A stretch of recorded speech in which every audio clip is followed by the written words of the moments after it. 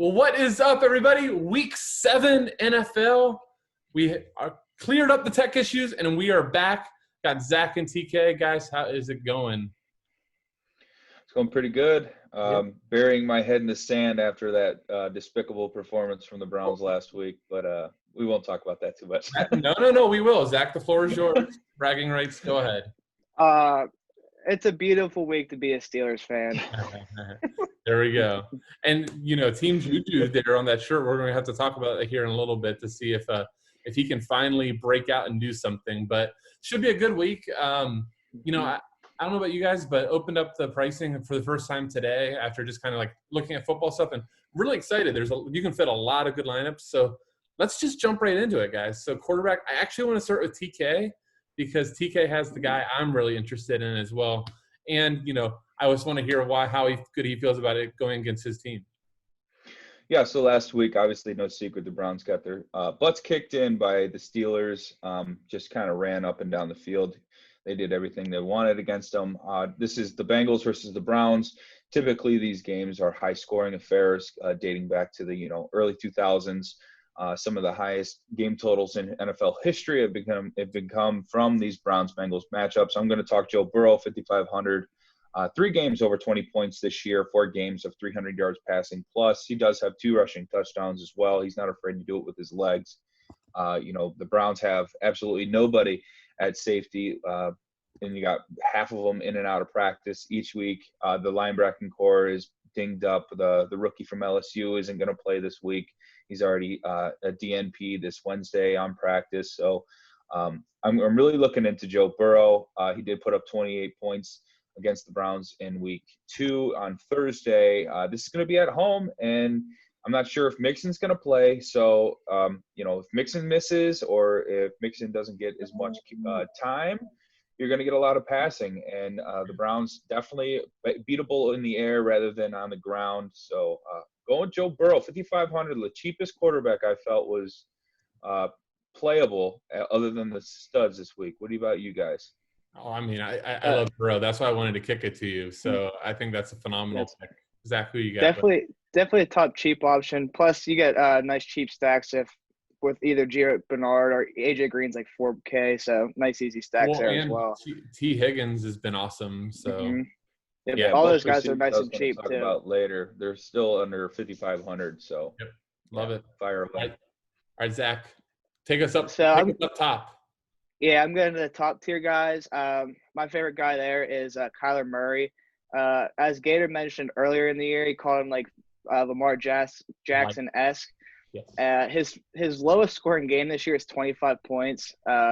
Even if you watch the Monday night game, he actually played pretty terrible. Like he missed DeAndre Hopkins several times, still put up 30 points. Like it's just he walks into it because of how good he is as a rusher. He gets the Seahawks who – they added Shaq Harrison, who will help stop the run, which is going to result in a little more passing. I just think like this game is going to shoot out. Seattle scores against everybody, and I think Kyler Murray is just his upside plus floor for 7K. Like we saw Lamar Jackson at 8K when he was doing this last year. So he's going to be at 8K soon. And then 100%. Just imagine too, like he had that one run on Monday. What was he stopped at, like the inch line, or it would have been even more? So, I like that. Yep. I'm going to go with another young guy. I guess that's just the nature of the weeks that we're at. But I think Justin Herbert is a great play because who isn't a great play versus the Jags? And here's the thing, like Herbert is just good, guys. Like, and he has weapons, and now they don't have Eckler, so I think there's a little bit more pressure on the pass, but. Herbert 9 TDs, 3 interceptions. I watched him versus the Bucks, who honestly have a good defense, and he still looked very good. So 6,400 I think is creeping up there in terms of cost where it might get phased out, but I don't think you're gonna have a problem this week. I personally am going to be playing Joe Burrow. I'm pretty sure in cash, but I do really like Herbert as well. Any thoughts on that, or about right? No, I like Herbert. I can actually talk about a cheap wide receiver to pair with him. So I think. Why don't before we get there, we'll jump into running backs. TK, did you want to lead us off? Yeah, I'm going to consistently go with this value theme here. Let you guys talk about the studs. My guy's going to be JD McKissick here at 4,600. Again, second straight week. Yeah, 2 times in a row. I mean, he scored 14 points last week, only on 8 carries, and he's had 24 targets in his last 3 matchups, 19 catches on those targets. So he's getting simple catches, and he's making the most out of them with yards. They still haven't priced him fair enough for his price. He's still returning value. This week he gets the biggest plus matchup he's going to see on the schedule all year. So if I've been rolling J.D. McKissick out for the last 3 weeks, I'm going to continue to do so, especially in this spot against Dallas. 172 yards given up on the ground. That's not including what they do with running backs in the air. They're last in points given up. So it's Dallas. We know them to be the worst defense in the league. They have nothing to stop this Washington offense. Even the only thing stopping Washington's offense this week is Kyle Allen.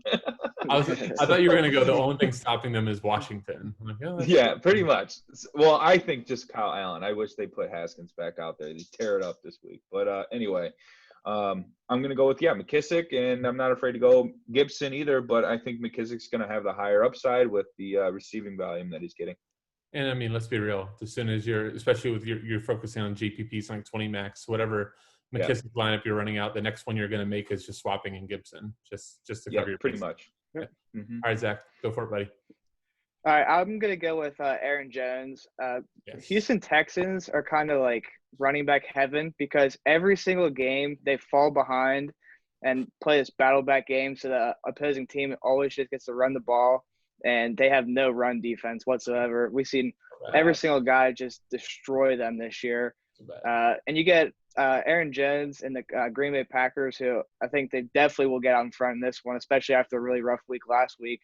And he just gives you so much receiving upsides. And a lot of times, actually, Jamal Williams plays a lot of the passing downs. So if they get out ahead, I expect more Aaron Jones than Jonathan Williams. And I just think massive 3 touchdown upside in this game. Yeah, I was going to ask you, just follow up on that. So, I'm a big flowchart guy. So the first thing I did was see who Houston was playing. Do you have any hesitation on Jones because the likes of Williams and then, even Dillon every once in a while gets thrown in the mix? Do you have any hesitation for that? It gives me some hesitation because they just randomly throw Dillon out there. So, say he goes out and busts a long run. I guess that would be the only way. Work. You never know. Yeah, just like a random thing like that. It gives me a little worry, but I think he's way too good to keep off the field. And maybe I think that worry. I do wonder if that worry watch you catch steam, kind of like Derrick Henry. We kind of talked about it. I think we actually hit pretty decently on last week the range of outcomes. What would cause him to fail and it would have if he doesn't break that long run and then he doesn't get the TD in overtime, he doesn't have the breakout game. So. Sometimes these guys, that the line is very thin. I guess that's just where I'll mention. So I love Aaron Jones. And, TK, you mentioned goal line, but I still think that Jones is their goal line guy. He's been – yeah, he is. But no, I agree. Look at the damn picture of A.J. Dillon. If he plays, that would be it. Yeah. Yeah. So, no, I love the pick. I just wanted to get your thought on that. So – I was shocked that TK, when we were discussing who we want to take, didn't want to take his boy Kareem Hunt. But since he decided to let me open it, I'm going to take care of it. I think he's going to be the most owned running back on the slate. And if he isn't, I'm going to tell you, you should be very happy if you have Kareem Hunt because, first off, Cincinnati is a sieve to running backs. We didn't get to see it with Jonathan Taylor last week because, Philip Rivers decided to let the Bengals somehow get ahead. What was 21-0 before in the first quarter of the second quarter? So – it just changed the flow completely of the game. But first matchup, Chubb and Hunt ran all over the Bengals. I can go on and on, but everybody's running over the Bengals. So I think Kareem Hunt set up really well. I hope game log watchers are a little bit concerned because the reality is he had 2 of the worst matchups possible the last 2 weeks. He had Indianapolis and then Pittsburgh. So gets the soft Bengals now. So I do think he's kind of primed for a breakout. And, maybe that price is just high enough that it does scare up a little ownership. So maybe I'll scale back on saying he's the most owned running back, but I think he probably should be. I'm a firm. Go ahead, Zach. I'm a firm believer that Kareem Hunt's a top 5 running back in the league, and he just hasn't had usage. And then his first games, he gets to get the usage. He gets the worst 2 matchups in the league, so I love him there. I do think he's going to get – I think it's going to get – I was going to say, and then I think the community is being sharp enough now, though, that there's enough people out there giving info that are going to see that too. So I don't think, like, this is a hot take by any means, but – maybe just like the public, especially these lower dollar entries. So like you're maxing the $1 or maxing the quarter, sub $5 where a lot of the high guys are phased out. Like you could see significant ownership difference. What were you going to say, TK? I was just going to say, I can't wait for, 1:35 p.m. and my Browns Bengals stacks and are just draining down the sink. But no, I'm probably going to have a ton of this game and definitely going to have Kareem Hunt and then the passing side of the Bengals. I think that's going to be pretty chalky, but maybe I'm wrong. Maybe I'm not. A lot of 50+ totals. I think, yeah, that's true. I do think that it's going to get some ownership. The only other thing I was saying, Kareem Hunt, the one really good thing too in this matchup is if for some God knows reason, because we're playing Burrow, so we want to root for, Cincy passing touchdowns. Kareem Hunt's still very, very involved in the passing game, so he is, yeah. We're by no means screwed if it's 14-0. Like we're all right. Okay, wide receiver, go TK. Wow, surprise, but I mean, everybody in this Browns-Bengals game, I am looking at. I got Boyd and Higgins, both under 5,500, both primed as the lead guys here in Cincinnati. It looks like AJ Green has, walked his way off of the field here for the Bengals. I don't think he's much of a threat, but if you are a fan of positive regression and that they want to trade him to get some value, you could look his way. I think the Bengals are going to get. I think AJ Green is going to still get Denzel Ward. I think he still earns that respect. We could see him on Higgins from time to time, but the one guy that is not going to get Denzel Ward is Boyd in the slot. The last couple of times he's played Cleveland, he's had 5 or 6 catches in each of those games. This past year, or this week 2, Thursday, he went 7 for 72 and a touchdown. He was the main driver in that Bengals offense on the receiver position. This was pre-T. Higgins, so I'm really looking for him. OBJ 6,100 is ridiculous. I think you obviously can go back to him. He scored in this Bengals matchup in week 2. He does have the upside. He's been in the media all week this week about his antics on the sideline this past weekend, taking his shoes off. I guess it's for a turf toe injury, but I don't know. I don't listen to the white noise. It's all just headlines, But that's where he loves it. Yeah, that's all Stephen A. does, just talk shit. Anyway, Mike Williams, 4,700 to be my last talk here. Coming off of 5 catches, 109-yard week, 2 TDs. Going to get the soft Jaguars defense. Pair him up with Herbert. If you're looking for a cheap receiver to maybe maybe you need to go lower than Boyd, that would be my pick. But what about you guys here at wide receiver? I was going to say, hold on. See, I don't know if there's any left after you just took me. Only one back I'll mention. AJ Green, 11 targets last week, TK. So don't sleep on him too much. But how much does that targets are like completable passes? I don't know. 96. Most of his routes are just along the sidelines, and they throw it up to him, and half the time it's 10 feet over his head. I don't. I'm just saying, if you're running all your game stacks, don't leave out AJ Green when you cry on the first drive. And that's the guy I'll leave out, and that's the guy that scores twice. Exactly. So that's what I'm here for you, just to remind you. All right, Zach, who you got, my friend? All right, I'm going Deontay Johnson. I think he is by far the biggest misprice on the entire slate. He's only played 2 games healthy this year, and he has 23 targets in those 2 games. I'm gonna guess the industry gets on him, but everyone is so high on Claypool that I think he has a chance to get under the radar, even though his role is not going to be affected at all. James Washington's going to be the one that gets X'd out. He does a lot of the short routes, and he's honestly left a lot of points on the table. He's had a lot of drops and a lot of fumbles. But even with that, he's been so good. He's really, really good. Him and Ben have pretty good chemistry. He gets the Swiss cheese defense of the Tennessee Titans. And I think this game actually has a decent chance to score a little bit because Tennessee is really good on offense. Steelers losing Devin Bush is like a big, big deal, especially going up against Derrick Henry. So I just think that, his price at 4.2 is kind of a joke.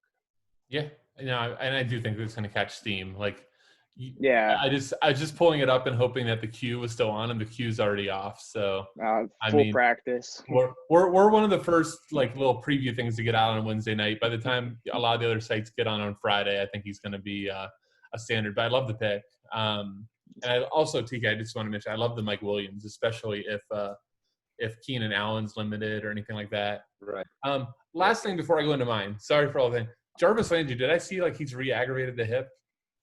Yeah, he took a shot against it wasn't Cleveland, it was Indianapolis. He took a shot in his bad hip, and I guess he has some bruised ribs going on, and he's not re-aggravated that hip injury, but he wasn't technically 100% coming into the season. He took a shot on that hip. So he's playing hurt, but this is a guy that's got at least 3 catches in like 21 something straight games. So 4,600, not bad price on Jarvis.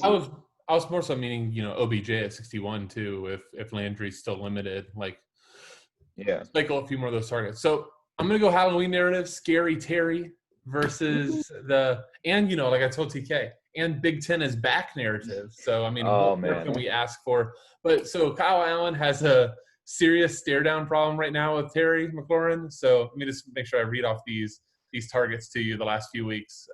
He's in my lineup already. That's why I can't find him. It's beautiful. 12, 7, 14, 8, and 10. And then 7 week 1. So huge upside. We know Terry McLaurin, too, has huge upsides in terms of big plays. 5,800 versus Dallas. I mean, let's be real. If you're not going to take a running, you've got to have like some sort of piece versus Dallas. Like that's if you don't have something in it versus Dallas, you're not winning this season. It doesn't seem like. So after watching Christian Kirk, just what was that one play? How Zach, I want you to describe how open he was on the one play. Christian Kirk's? Oh, yeah. I was so scared he got overthrown because he had like 15 yards of separation. I had him like everywhere too. I think me too. I had a lot of lineups. I wish I would go back in core. I think I put Kirk / Hardman on our core because I really wasn't sure who was going to blow up. I wish I just had the conviction to go Kirk. But, I mean, like, there was literally nobody within 20 yards of him. So and then you go to the end of the game. They threw, like, a little slant to DeAndre Hopkins. He almost scored an 80-yard touchdown, like, garbage time. I'm just – just to me, it's like, okay, I need some sort of passing option, especially for as much as Washington's throwing the ball. So, give me McLaurin. I couldn't believe he was 5,800. I'm like, all right, that's just a gift. So every single person I've talked to has talked about him. So I would get a guess he's going to be one of the top 10 players, as he definitely should be. Yeah. But I think it was good chalk. I think it was Blenderhead had a really good thread. I saw at some point this week, but just like how like sometimes you just have to take the good chalk. But if you know that you're going to have like a 60% owned player, you go, okay, what's like maybe the opposite side correlation that isn't going to be highly owned? And differentiate there versus just going, oh, he's popular, I'm going to stay away. Because, like, let's be real. The reason that guy is chalk is because he's a good play. Like, yeah. Let's hope it's Burrow. What's that, TK? Let's hope it's Burrow. Let's hope Burrow, maybe these cheap running backs that can get these, PPR upside. You know what it is, TK. It's Burrow with AJ Green. Going off that, if you go back to last week, if you played all the chalk except Alexander Madison, you crush. You crush. Like if you just difference that one spot, then you go. Well, no, or you even just took some smart leverage too. Like Jefferson wasn't like Thielen was the chalk, but you just go to Jefferson. You go Calvin Ridley, you go Julio Jones. You just do like these little small pivots too. So I don't think that Sims is the right pivot off of Terry McLaurin, and I don't think that works. But it would be Inman, Dontrell Inman. That's the other wide receiver in Washington. The fact that I didn't know that just says all I need to know about Washington. Right. Logan Thomas is banged up. Let's go to the abyss of the slate, which is tight ends. I'm going to let Zach kick off because he took the guy I was thinking about. So why don't you give us probably the most popular one, I think. Right. Well, I switched. So maybe go ahead. Anyhow, go ahead. Switch. I'm going to Noah Fant. So when I started my building, I was really hoping that Noah Fant would actually miss this game because Albert O at 2,500 would have been awesome. But Looks like Noah Fant's practicing, so I'm going to guess he plays. This is just going to be a game that they trail, and Noah Fant is going to be their best receiving option. He's had 5 targets every game, and he's uber talented. So I just think that the odds that he scores a touchdown is a lot higher than a lot of these guys, and his ceiling's just a lot higher, as he is like there's 2 or 3 tight ends that could break a big play. So in this mid 4K tier, I just think that I just really like targeting guys that are going to be in high scoring games. So yeah, I like it. TK, who do you got? Well, I actually started my construction at tight end this week when I started building lineups. I know it's weird. It's weird because I love this guy that much. I'm going to have a ton of Travis Kelce this week. Very convicted in his I know. Well, I'm paying down everywhere. So this is fair. This is fair. All right, but give me Travis Kelce. Go ahead. Right. So let's hope he's less than 20% owned so I can really crush. But 22 points in his last 2 games. He's got 7 targets in every single matchup this year. He does have matchups where he's going with 14 targets, 12 targets. This is going to be an odd game against Denver. Kansas City's coming off a short week. They played Monday, correct, against the Bills on that weird 5 p.m. slot. So I'm hoping that Denver, who is not the same defense as it once was, they're going to get burned by that tight end, and that seems to be their weak point. And I think Travis Kelce is going to have himself a good day. And I'm hoping that the 6,300 is not too much to ask for paying off the price tag. Give me a couple TDs, Kelce. That's all. No, you know what? Yeah, honestly, I think you might be onto something. I had like a lot of extra salary, and this is like looking at my flex to spend up, and maybe that's the reality is just go ahead and use it for Kelce. I like that. When I was building, I thought the same thing. There's so many good cheap, like Burrow and Deontay Johnson, that like you get a really nice floor with Travis Kelce that no other tight end has. So, well, and I mean, I think it sounds exactly the same thing I did. Like really experienced players that have done this for a while. What's the first thing we do at tight end? Like we go start from the bottom and we scroll right down. Yeah. So maybe you're actually spot on to something. I haven't built enough, but I'm converted. Here was me though, like taking my pen out, thinking I was gonna have to like write down this like name that I didn't see. He gives me Travis Kelce. Love it. Yeah. So I'm gonna take the guy that Zach I thought was going to mention, and also just throw in my other that I was ready for. So Zach had mentioned at first Hunter Henry, who I think at 4,500 makes a ton of sense. That was Keenan Allen does look like he's gonna play, but Hunter Henry is he still like I didn't prep enough on this one, but is he still playing some decent slot too? Like does he split out too? So yeah, he plays a lot in the slot actually. Yeah, super athletic too. So and it's Jacksonville, so pair him with Herbert or just don't at 4,500 and you're okay. Yeah, I do think just 2 names. I'm not going to go into. Austin Hooper is seeing an uptick, probably potentially because of Jarvis Landry, struggling with injury, taking a lot of those short A-dot plays. And then Schultz, just watching that game, it just seemed like Andy Dalton was much more excited to check it down than he was to push the ball down the field, especially with his O-line being hurt. So Washington, good pass rush. So I think that those 3, if you don't go up to Kelce, make a lot of sense in the mid-tier. All right. Yeah, I'd stay away from Cooper this week and definitely focus in on those short routes, like you said. I just wanted a quick shout out. Washington's defense, 2,500. That's the cheapest defense you could find with the best matchup. Best front. They have one of the best front sevens. They average 2 or 3 sacks a game. You're getting a floor against Dallas. So there's a quick little defense plug for Washington. Gonna have a lot of them this weekend. And think about this way too. That this might be like the second week in 7 that Washington, one of the worst in the NFL, is one of the best defensive plays because week 1 versus Philly. If you were paying attention, you were on. So yeah. Anybody have any other plays they would like to plug before we get out of here? Kenny Galladay, 6,700. Great. We forgot on his team. We forgot to mention Swift. We all love him for GPP.